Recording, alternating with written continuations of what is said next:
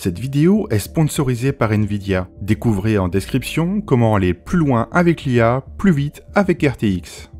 La session de cet après-midi sur les RADI, les rencontres animation, développement, innovation 2023. Nous allons démarrer par la session jeunes chercheurs, qui est notre session annuelle sur la recherche académique en vue de voir les projets et le parcours d'un jeune chercheur. Et cette année, nous avons donc proposé à Élie Michel, et en fait je dis cette année, mais en fait ça fait plusieurs années qu'on lui propose, mais cette année nous avons proposé à Élie Michel de venir nous présenter un travail qu'il avait présenté au SIGGRAPH il y a 2 ans maintenant, et qui était autour de son sujet de thèse, voilà. Et le parcours d'Élie, c'est quelqu'un qui est passé par ATI, donc on parlait ce matin d'ATI, voilà. Il y a du soutien dans la salle. Qui a commencé par l'ENS, l'École Normale Supérieure, donc rue d'Ulm. En plus, j'ai pris des notes et je les relis même pas dans le bon ordre. Et ensuite, qui a été à Télécom ParisTech, où notamment il a réalisé sa thèse sous la direction de Tammy Boubaker, que vous avez pu écouter ce matin. Voilà, et qui a été soutenue il y a 1 an et demi. Tout à fait. Et voilà. Et donc, je vais te passer la parole, Élie, pour que tu nous présentes tes travaux. Merci beaucoup. Merci pour cette introduction. Donc oui, effectivement, je vais vous parler de quelques-uns de mes sujets de recherche en informatique graphique, en particulier sur la manipulation de formes 3D et la manipulation directe. Je vais revenir sur ce sujet. Tu m'as globalement très bien introduit, donc j'ai plus rien à dire sur ce slide. Voilà, je suis chercheur chez Adobe depuis 1 an et demi. J'enseigne un petit peu aussi, et avant ça, donc le CV que tu listais. Et donc juste pour resituer un peu le schéma général de où est-ce que c'est la recherche en informatique graphique dans cette histoire, c'est quelque chose, comme vous pouvez le voir ici, donc, qui est en bas, qui est un petit peu derrière. On n'est pas directement en train de faire du développement logiciel, on cherche des idées, on teste des choses, on fait des prototypes, et ensuite, éventuellement, ça vient percoler jusqu'à des outils, ou inversement, on s'inspire aussi de ce qui est fait pour essayer de penser qu'est-ce que va être le logiciel suivant. Et c'est un domaine qui s'applique à l'animation, à l'industrie de l'animation, mais aussi à plein d'autres sujets. Et évidemment, je vais me focaliser sur le côté animation. Et je vais parler, donc je vais faire quelques petits zooms sur ce sujet-là, qui est évidemment très vaste, en commençant par peut-être une petite introduction, plus qu'un sujet de recherche en informatique graphique, sur dans quoi est-ce qu'on vient s'inscrire et sur quoi on raisonne, sur la base de quoi on raisonne quand on fait ce genre de recherche. Donc, l'idée, c'est qu'on part du constat que quand on crée quelque chose, quand on crée un contenu avec un outil numérique ou pas d'ailleurs, c'est assez différent de d'autres types de travaux, dans le sens où on va beaucoup se baser sur un feeling, et que ça va faire que c'est un travail qui est assez itératif, dans le sens où on va vraiment faire un geste, avoir un système. Donc là, en l'occurrence, dans mon cas, dans le cas de pas mal de gens, c'est une machine qui réagit, et qui va donner un retour, et on itère comme ça. Donc, la recherche en informatique graphique, elle va venir notamment se focaliser sur comment est-ce qu'on fait en sorte que cette partie machine de cette interaction entre un homme et une machine soit le plus efficace possible, et réduise un petit peu les frictions. Donc réduire non seulement le coût de cette itération avec des outils qui sont le plus interactifs possible, mais aussi potentiellement repenser un peu cette interaction pour réduire le nombre d'itérations qu'il y a besoin de faire pour aller plus vite ou explorer plus de sujets différents, plus d'idées créatives différentes.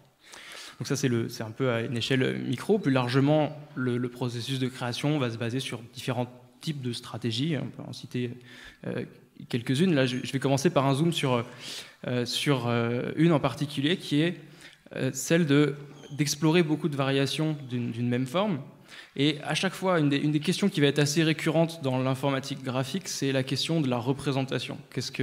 Comment est-ce qu'on stocke cette donnée? Comment est-ce qu'on la représente formellement, pour pouvoir faciliter les différents types d'interactions qu'on veut faire avec, que ce soit de la modification ou de la requête, de l'exploration. Et donc, sur la question des variations, on peut se dire qu'un objet qui est très intéressant pour ça, c'est d'avoir des assets qui sont variables, qui sont paramétriques. Donc, c'est des formes qui ont été faites une fois, mais qui peuvent en fait être modifiées. Donc, c'est la modélisation procédurale, comme on la retrouve dans en fait énormément d'outils différents.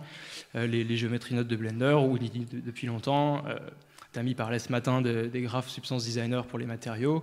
Et en fait, même des outils qui ne vont pas avoir une interface principalement Node, ont en fait souvent une espèce de système logique derrière, de façon un petit peu parfois plus cachée. Donc c'est vraiment quelque chose d'assez récurrent et d'assez puissant, ces objets-là. Et alors, ça a quand même des inconvénients. Je vais juste résumer ce qui, pour moi, fait que c'est un outil qui est quand même vraiment intéressant. C'est ce côté, on va, grâce à ce type d'objet, si ce qu'on crée, c'est pas juste une forme statique, mais une forme paramétrique, on va vraiment réussir à pouvoir repousser les décisions, certaines des décisions, en tout cas évidemment pas toutes, assez tard dans le processus, et du coup avoir des boucles d'itération beaucoup plus rapides. Donc ça va dans le sens vraiment de réduire les frictions dans le processus que j'introduisais au début. Donc ça c'est très bien, j'aime beaucoup les formes paramétriques procédurales, mais ça a évidemment des inconvénients, il faut le reconnaître.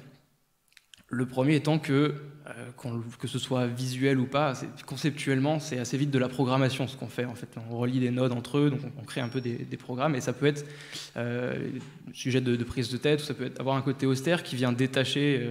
On se retrouve à être concentré plus sur l'exercice de programmation que sur l'exercice de création. On a envie de pouvoir réduire un petit peu cette friction-là. Et c'est un peu lié d'une certaine façon. Un autre problème un peu fondamental des formes procédurales, c'est qu'on ne va jamais pouvoir les représenter, on ne va jamais pouvoir les visualiser tout en même temps. Enfin, on va visualiser une certaine instance de la forme pour certains paramètres, mais jamais son ensemble et donc jamais sa cohérence. Et ça vient dans... Enfin, quelque chose qui montre bien ce problème, c'est si on regarde une interface typique de création de formes procédurales, donc là c'est Blender avec les géométries nodes, on a vraiment des vues très différentes. La vue dans laquelle on voit vraiment de la 3D, c'est pas la vue dans laquelle on vient créer. C'est vraiment juste pour visualiser, mais en fait, la création, elle va se passer ou bien du côté de changer les paramètres d'entrée, donc ça va souvent être plutôt des sliders ou quelque chose de pas très direct, ou bien le node graph ou d'autres types de représentations visuelles ou pas de programmes, mais une vue plutôt programme et pas la vue 3D. Donc la grande question, c'est comment est-ce qu'on fait, et c'est ça qu'on appelle la manipulation directe, comment est-ce qu'on fait pour venir remettre de l'interaction dans l'espace principal qui nous intéresse, qui est vraiment la vue 3D de l'objet final. Donc j'en arrive à la question de comment est-ce qu'on fait ça. Donc évidemment, on va avoir envie de formaliser un peu le problème pour pouvoir mieux le poser, pour pouvoir y répondre d'un point de vue un peu scientifique. Et le recul que je prends, c'est de dire que globalement, le programme, que ce soit des nodes ou autre chose, c'est une fonction.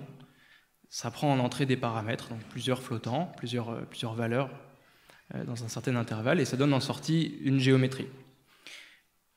Ce qu'on veut faire, c'est, au lieu de changer l'entrée de cette fonction, on veut pouvoir en fait spécifier la sortie de cette fonction. Qu'est-ce que ça va devenir ? On veut décrire une modification de la sortie. Donc en fait, d'une certaine façon, on veut inverser cette fonction. Or, inverser des fonctions, c'est un problème notablement difficile, quel que soit le domaine, c'est pas du tout spécifique à l'informatique graphique. Et donc on peut être un peu découragé à ce stade-là, mais la première chose qu'on peut remarquer, c'est qu'on ne veut pas vraiment inverser la fonction, on veut un inverse local. C'est-à-dire on veut une petite modification à droite se transforme en une petite modification à gauche, donc dans les paramètres d'entrée. C'est un inverse local, et ça reste un petit peu difficile, mais c'est déjà beaucoup plus tractable. Et c'est quelque chose qu'en fait on explore, on utilise depuis assez longtemps dans l'animation squelettale. C'est déjà le problème de la cinématique inverse, donc l'ICA, qui est un problème qui vient de la robotique. On a envie de spécifier la position finale d'un nœud d'une chaîne d'articulation, d'une chaîne cinématique. Donc dans ce cas, les paramètres, c'est les différents angles d'articulation, et la sortie, c'est la forme, et notamment la position du point qu'on est en train de manipuler. Maintenant, cette méthode-là, elle a fait ses preuves en animation squelettale, elle est très bien, mais elle a quelques inconvénients si on essaye de l'appliquer au cas un peu plus général, qui est d'avoir des formes procédurales un petit peu arbitraires. Pour comprendre pourquoi c'est un problème, on va décrire un peu plus, je ne vais pas rentrer dans les détails techniques, mais globalement, l'ICA, ça marche comment ? Il y a un solver, on lui donne en entrée le delta, donc le changement de position qu'on veut dans la sortie, et il va mouliner pour trouver comment changer l'entrée. Et ce qu'il a besoin de ça, pour pouvoir inverser localement la fonction, c'est en fait la dérivée de la fonction. Ça s'appelle le jacobien quand on a une dimension plus importante, mais c'est pas grave. Tout ce qu'on veut savoir, c'est que c'est vraiment une information de comment va évoluer la forme quand on va changer un petit peu le paramètre. C'est ça que le solver utilise.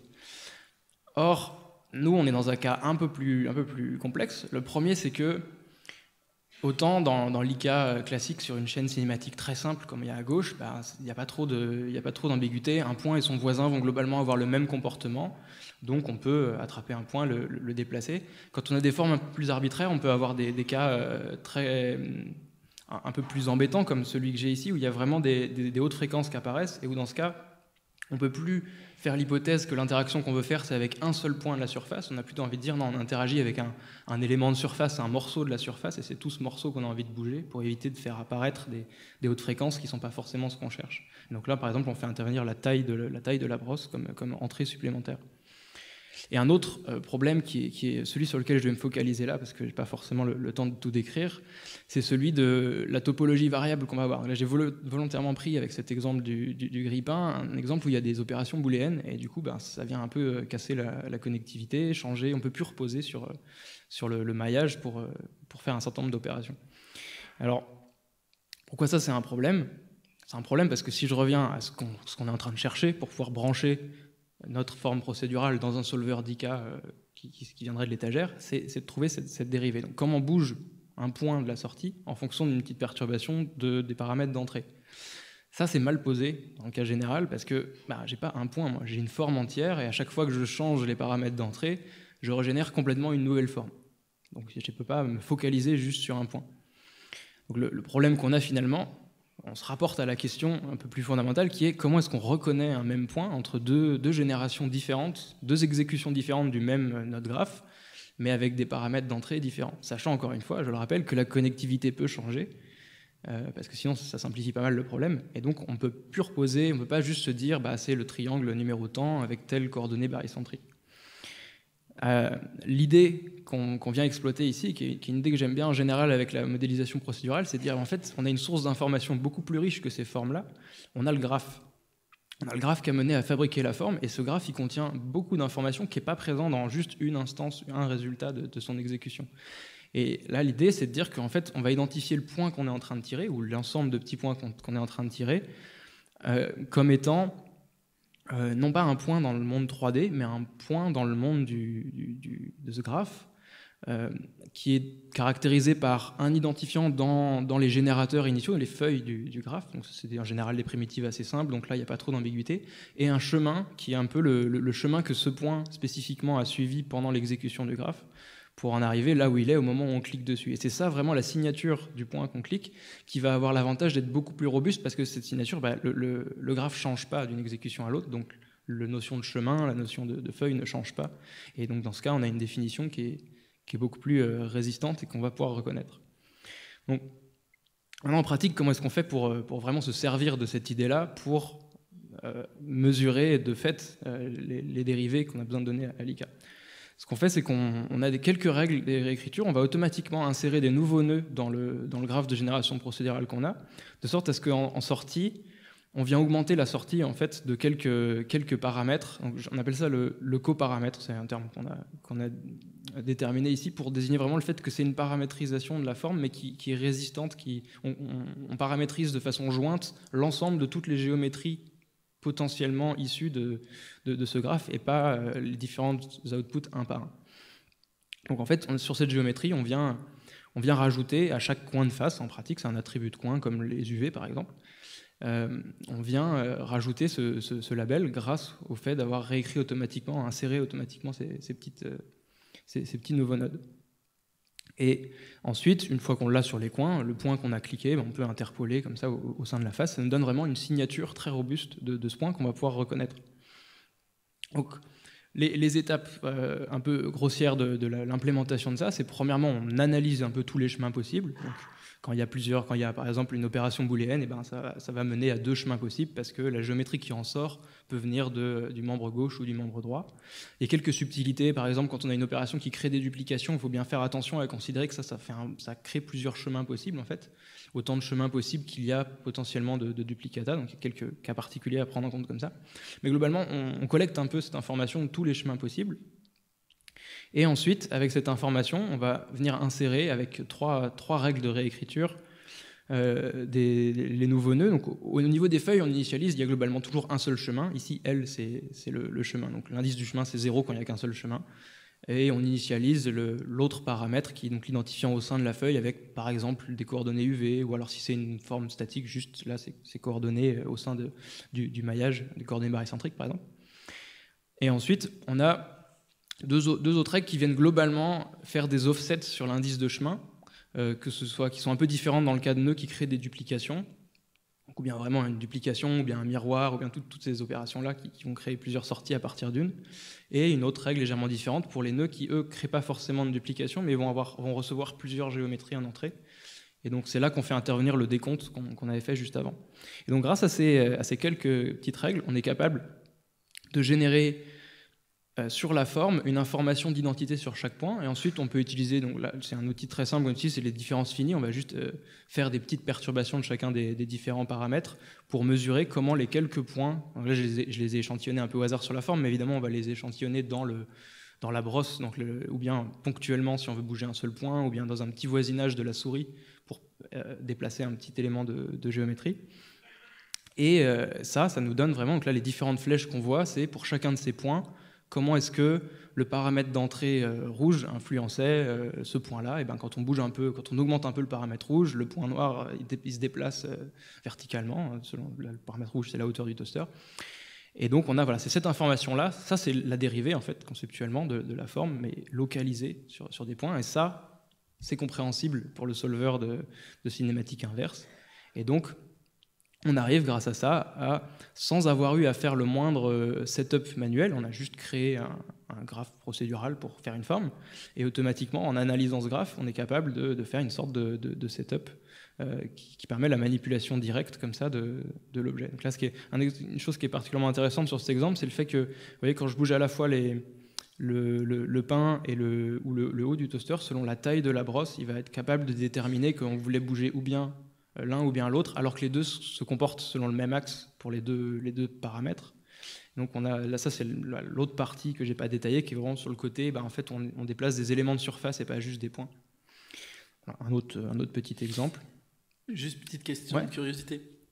Sur la surface, tu es sur des vraies surfaces 3D, et donc tu fais des booléens 3D animés quand tu les déplaces? Exactement, c'est des maillages, et c'est des opérations booléennes sur les maillages. Alors en fait, c'est pas des géométries nodes là, parce que ça date, il n'y avait pas encore les géométries nodes quand j'ai commencé ce travail-là. Mais c'est des modifieurs, hein, donc ce qui en fait conceptuellement revient un peu la même chose, c'est une forme vraiment dans Blender faite de modifieurs et de contraintes diverses et variées pour avoir ça, et ça vient vraiment changer en temps réel effectivement la topologie. Voilà un autre petit exemple. Et évidemment, donc ça marche très bien sur ces exemples, ça marche très bien sur un certain nombre d'exemples. Il y a quand même des limitations, comme tout travail de recherche, il y a toujours des choses à venir rajouter. Par exemple, l'approche qu'on a de vraiment compter les chemins, elle marche tant qu'on n'a pas des opérations qui viennent transformer un point unique en une infinité, comme par exemple sur les bords d'une extrusion. Ça, c'est un vrai problème. Alors si on a ça, on peut ou bien dire on va pas permettre la manipulation de ces quelques faces qui ont été créées, on permet que la manipulation du reste. Un autre type d'opération qui va pas nous convenir, c'est le cas là je donne l'exemple de l'enveloppe convexe.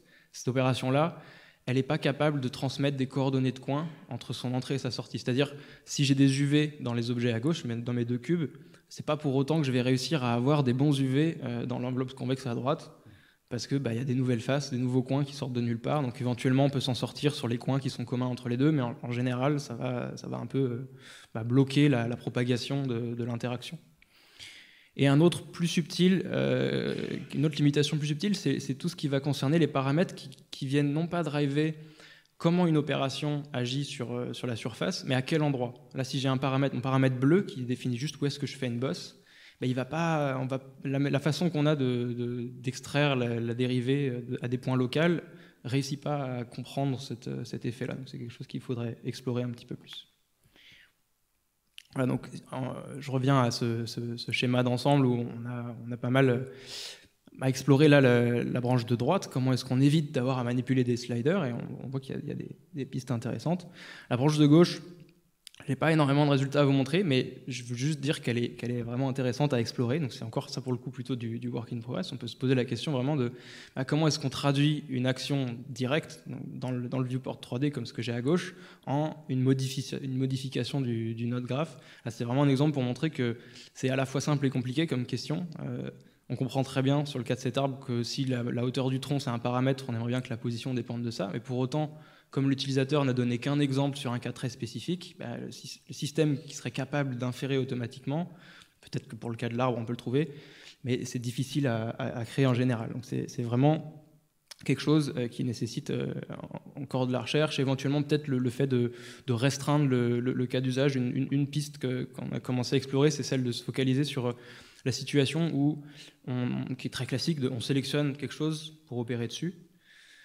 Ça, c'est un des cas typiques où, quand j'utilise Houdini, par exemple, j'aime bien utiliser mon node graph, mais à un moment où j'ai envie de faire de la sélection, c'est quand même vachement plus confortable de sélectionner sur la vue 3D plutôt que de réussir à trouver la formule qui va réussir à sélectionner ce que j'ai envie de sélectionner, de sorte à ce que cette sélection soit robuste si jamais elle est influencée par des paramètres d'entrée.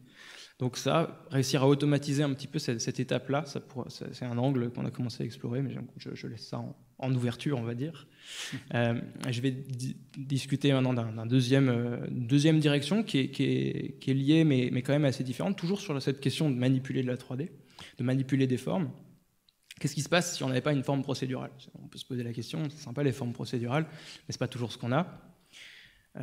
Une approche super naïve qu'on pourrait avoir, c'est de dire en fait un mesh c'est juste une forme très très procédurale où chacun des vertex ça a 3 paramètres, sont x, y et z. Et ça évidemment, vous pensez bien que c'est pas une solution très tractable de se dire qu'on va pas réussir à généraliser l'approche qu'on avait avant à des paramètres aussi micro que ça. Donc on peut évidemment pas faire ça, on a besoin en fait d'ajouter une contrainte supérieure, une contrainte de régularité pour expliquer un peu comment, quand je bouge un des points, peut-être que ça peut donner un peu une information sur comment j'ai aussi envie de modifier ses voisins. On n'a pas envie de bouger les points un par un. Donc, deuxième approche qu'on peut avoir, c'est l'approche assez classique. On fait un rig de la forme, et comme ça, en fait, finalement, qu'est-ce qui se passe ? On a transformé une forme qui n'était pas procédurale en une forme procédurale en l'équipant de tout un tas de paramètres. Et là, on peut finalement retrouver l'étape précédente, notamment tout ce qui est IK va venir s'appliquer. Alors, des fois, on a envie d'un contrôle plus fin, donc on fait du setup en ajoutant des contrôleurs un peu explicitement. Mais disons pour moi, on est toujours un peu dans la catégorie forme procédurale, même si c'est une autre façon d'arriver à une forme procédurale. Et il y a une autre catégorie de méthode qui va être tout ce qui est trouver des contraintes un peu automatiques. Donc, imaginez des contraintes un peu génériques qui s'appliqueraient, qui se comporteraient bien à chaque fois, ou en tout cas dans une grande partie de fois. Donc de deviner un petit peu, parce que le rigging, ça reste une étape assez contraignante qu'on n'a pas forcément envie de faire. Donc première approche, ça peut être de se dire, en fait, on va juste automatiser cette étape de rigging et de skinning. Là, il y a tout un tas de travaux qui ont été explorés autour de ça. Il y en a pas forcément un qui a réussi à régler tous les problèmes, donc ça reste un sujet sur lequel on peut améliorer des tas de choses. Mais il y a aussi une autre approche qu'on peut avoir, qui est de se dire, en fait, on n'a peut-être pas toujours besoin de riguer en entier. Je voulais juste citer l'exemple des pose brush dans Blender. Là, ce qu'on peut voir ici, c'est qu'en fait, on le devine dans la vidéo, il y a un os qui est créé à la volée au moment où on a envie de faire l'édition. Il va deviner par une petite analyse de la géométrie locale qu'est-ce qui pourrait potentiellement être un os d'animation, et va juste riguer localement le temps d'une opération, puis l'oublier juste après. Et ça crée une interaction qui est assez intéressante, mais ça montre comment le fait d'avoir de la manipulation sans pour autant avoir de rig peut vraiment donner quelque chose d'intéressant. Ça, pareil, il y a pas mal de travaux qui ont été explorés sur le fait de trouver automatiquement des contraintes à rajouter. Donc, des travaux sur lesquels se basent pas mal de choses, c'est les déformations aussi rigides que possible, où on va vraiment réussir à avoir un petit solver qui, étant donné des contraintes sur quelques vertex, va modifier tous les autres en ayant une hypothèse très simple qui est qu'on veut le moins déformer possible l'objet localement. Ça donne quelque chose d'intéressant, et c'est quelque chose une brique de base qu'on peut venir faire interagir avec d'autres. D'autres approches, ça va être par exemple de préserver des arrêts de caractéristiques, parce que finalement quand on déforme une forme, on n'a pas envie de déformer de façon égale tous les éléments, et s'il y a des caractéristiques un peu saillantes dans la forme, on a envie de les préserver plus que d'autres types de caractéristiques. Et tout ça m'amène à une façon particulière de déformer les formes sur laquelle j'ai envie de me focaliser ici, qui est celle de la déformation par proxy, en particulier ici par cage, où on a une forme qui est un peu trop complexe. On l'a vu, si on bougeait tous ces points un par un, ce serait trop de travail. Donc on va la simplifier, avoir une forme qui est beaucoup plus simple, pour laquelle, pour le coup, c'est possible d'envisager de manipuler les sommets un par un, ou alors on peut à nouveau chaîner ça avec d'autres outils, mais a priori sur une forme comme ça se fait bien. Et la difficulté qui arrive par contre, c'est comment est-ce qu'on rétropropage cette modification qu'on a fait sur la forme simplifiée vers la forme d'origine. Et c'est là qu'on va à nouveau avoir un certain nombre de degrés de choix, hein, quelles hypothèses on fait de régularisation. Évidemment, il y en a qui sont assez logiques, du type 2 points qui ne sont pas trop loin dans la forme d'origine, il ne faut pas qu'ils soient trop loin dans la forme finale, c'est la continuité. C'est le degré zéro de la régularisation, mais on a envie de pouvoir ajouter d'autres contraintes. Et une autre caractéristique qui nous intéresse beaucoup ici, c'est que ce soit rapide. Il faut que ce soit temps réel, parce que si on doit attendre 3 plombes que la forme complexe se mette à jour, bah, ça ne crée pas une boucle d'interaction très sympathique. Alors, une approche un peu triche qu'on pourrait envisager là, c'est d'avoir quelque chose un peu comme les surfaces de subdivision. Un exemple ultra simple, cette fois c'est un petit peu différent parce que là on ne part pas d'une forme complexe pour l'équiper d'une forme plus simple, on a juste dit on a un maillage plutôt simple au début qui est tractable manuellement et on vient définir notre forme complexe à partir de cette forme-là comme un dérivé de cette forme complexe.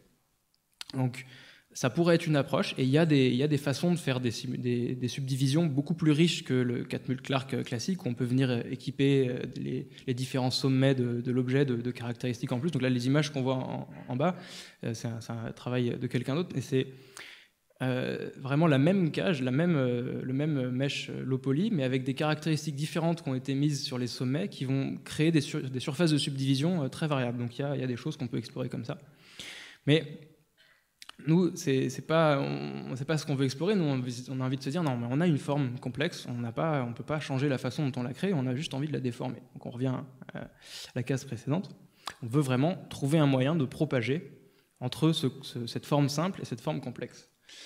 Et là, on va chercher du côté de quelque chose qui s'appelle le théorème de Stokes, qui a plein de dérivés, qui est quelque chose d'assez fondamental, beaucoup utilisé en physique. Et je ne vais pas rentrer dans le détail de ce que ça fait et toutes ces applications, mais globalement, une de ses caractéristiques super intéressantes, c'est que c'est une formule qui vient relier le comportement d'une fonction entre son comportement sur un contour et son comportement à l'intérieur. Et c'est précisément nous ce qu'on veut. Si jamais on veut pouvoir juste déplacer une cage englobante très simple, donc un contour, là c'est en 2D mais ça marche aussi en 3D, un contour englobant de la forme, et que cette modification soit propagée avec certaines propriétés qui nous intéressent à l'intérieur de la forme. Donc c'est ça qui caractérise les déformations par cage, c'est la déformation par proxy, où la cage est vraiment définie, en fait, où chacun des points qu'on va vouloir déformer, donc à gauche, donc par exemple les sommets du maillage qui sont à l'intérieur de la cage, on va représenter leur position non plus avec leurs coordonnées x, y, z, mais avec une sorte de coordonnées qu'on appelle coordonnées de cage, donc une information qui dépend juste du contour. Et comme ça, dès qu'on modifie le contour, très vite, on peut réévaluer la nouvelle position du point et faire une déformation en temps réel. Et là, je vous montre un cas 2D parce que c'est aussi quelque chose qui sert beaucoup en 2D.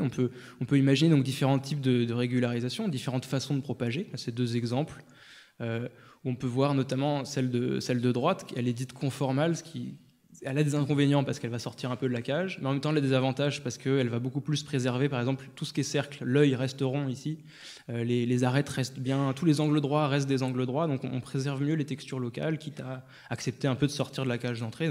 Selon les situations, on peut avoir envie d'une régularisation ou d'une autre, elles sont toutes intéressantes, et c'est ça aussi qui est intéressant dans la déformation par cage, c'est que c'est un framework un peu global dans lequel on peut imaginer plusieurs variantes. Et on peut même imaginer que les cages ce soit en fait des objets plus riches que juste des polygones. On peut les avoir formés de courbes. Donc là, c'est notamment le sujet d'un de nos travaux de cet été. C'est donc le cas de droite ici, où on garde cette propriété de conserver très bien la texture localement, les angles droits, les proportions, et en même temps, on permet la manipulation avec des courbes. Et le côté, j'ai montré une intégrale et tout avec le théorème de Stokes, évidemment on n'est pas obligé de le comprendre pour implémenter ça, à la fin c'est juste un algorithme avec une formule, voilà, il est en petit mais vous pouvez le trouver en plus gros dans le papier, ça s'implémente plutôt bien sans avoir nécessairement à comprendre la formule. L'idée c'est que c'est un précalcul qu'on fait une fois au début, au moment où on équipe la forme de la cage, et ensuite dès qu'on modifie la position des points, c'est juste une combinaison linéaire à calculer. Et ça, donc là, c'est une petite comparaison pour montrer vraiment comment cette propriété à nouveau de conformalité, donc le fait de vraiment conserver les angles et les proportions, ça peut vraiment apporter quelque chose de plus que ce qui se faisait avant. Et on peut vraiment, notamment si on veut s'en servir sur des espaces d'UV, ça peut être des propriétés qu'on veut préserver. Donc c'est un outil très intéressant à avoir dans la banque d'outils. D'ailleurs, juste avant, les cages, tu peux les animer ? Les cages, bien sûr, là, elles sont animées ici. Ici, j'ai enregistré ça, c'est un enregistrement de l'écran en temps réel. La cage est animée elle-même. C'était sur le cas du poisson, tu peux les animer. D'accord. Ah, j'ai la vidéo ailleurs, mais oui, ça marche aussi, tout à fait. Et évidemment, cette animation, on peut l'imaginer, venir la brancher avec d'autres outils qui seraient des outils qui viennent modifier la cage. Et évidemment, donc ça marche aussi en 3D, ce genre d'approche, et il y a le même genre de degré de choix qu'on peut avoir à faire. Donc ça, c'est les travaux de Jean-Marc Thierry, un collègue qui a beaucoup travaillé sur ces questions, donc là, c'est un peu le même choix. On ne peut pas avoir complètement la conformalité dans le cas 3D, donc on ne peut pas complètement préserver les mêmes propriétés mathématiques, mais on a aussi un peu ces différents choix possibles. On peut aussi avoir des courbes pour venir contrôler, c'est un autre travail. Ça n'a pas été fait dans le cas de préserver, donc dans le même mix que ce qu'on a fait en 2D, de préserver à la fois vraiment les propriétés d'angles locaux et en même temps d'avoir des cages courbes. Donc c'est pour ça qu'il reste des choses à faire dans le domaine. Et donc oui, pour revenir sur ce que je disais, on peut venir brancher ça en fait avec là, ce qui se passe, c'est que je ne suis pas en train de modifier directement la cage, je suis en train de faire de la manipulation directe. Cette manipulation directe, elle a un certain coût qu'on ne pourrait pas se permettre de calculer pour chacun des pixels de l'image. Ce serait beaucoup trop lourd. Donc en fait, la cage, ça ne sert pas que manipuler une cage, peut-être qu'on n'a pas envie de le faire. Peut-être que surtout sur des cages un peu riches, c'est un peu trop, c'est pas très sympa à utiliser.